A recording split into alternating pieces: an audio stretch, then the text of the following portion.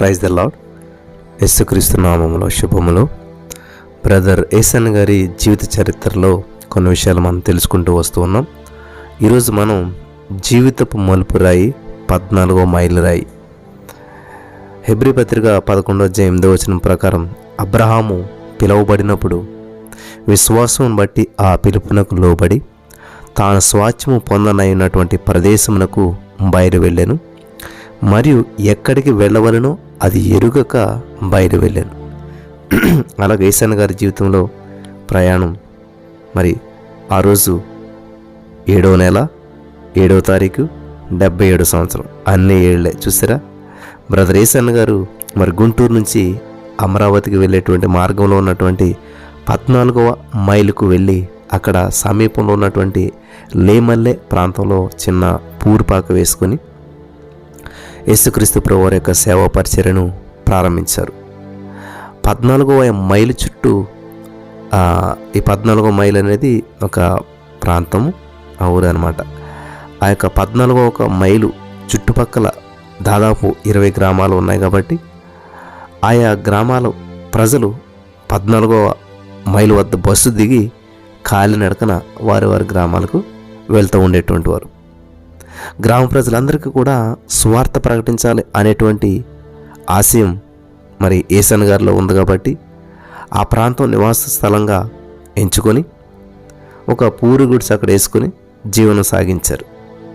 ఆ చుట్టుపక్కల గ్రామ ప్రజలు ఏసన్ గారిని చూసి, ఇతడు చూడటానికి గొప్పింటి కుర్రోళ్ళ ఉన్నాడు, కానీ పూరి గుడిసెలో ఉన్నాడేంటి, 30 సంవత్సరాల వయసు కలిగి ఒంటరిగా ఇక్కడికి ఎందుకు వచ్చాడు, ఇతనికి ఎవరు లేరా, సమాజానికి వ్యతిరేకమైనటువంటి పనులు ఏమైనా చేశాడా అనేటువంటి సందేహాలతో ఏసన్ గారిని అనుమానించేవారు. ఏదో నేరం చేసి ఈయన పారిపోయిచ్చాడా అని చెప్పి ఏసన్ గారిని అక్కడ ప్రజలంతా కూడా ఆ విధంగా చూసేవారంట. ఇలాంటి ప్రజల మధ్యలో ఏసన్ గారు నిలబడి యేసుక్రీస్తుని గురించినటువంటి వాక్యం ఎలా బోధించాలనేటువంటి సందిగ్ధంలో ఏసన్ గారు ఉండేటువంటి వారు. ఒకరోజు పక్క గ్రామంలో మూర్ఛ రోగంతో బాధపడుతున్నటువంటి ఒక యువకుని ఏసన్ గారి వద్దకు తీసుకొని వచ్చారు. ప్రార్థన చేయించుకున్నారు. ప్రార్థన చేయించుకోగానే ఆ బాలుడికి సంపూర్ణమైనటువంటి స్వస్థత కలిగింది. హల్లెలూయా. ఎప్పుడైతే సంపూర్ణమైన స్వస్థత కలిగిందో ఈ వార్త ఆ నోట ఈ నోట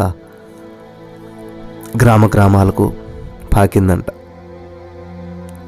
అలా పాకటం వల్ల చుట్టుపక్కల గ్రామాల ప్రజలు ఒక్కొక్కరుగా ఏసన్ గారి దగ్గరకు వచ్చి ప్రార్థన చేయించుకుంటూ ఉండేటువంటి వారు.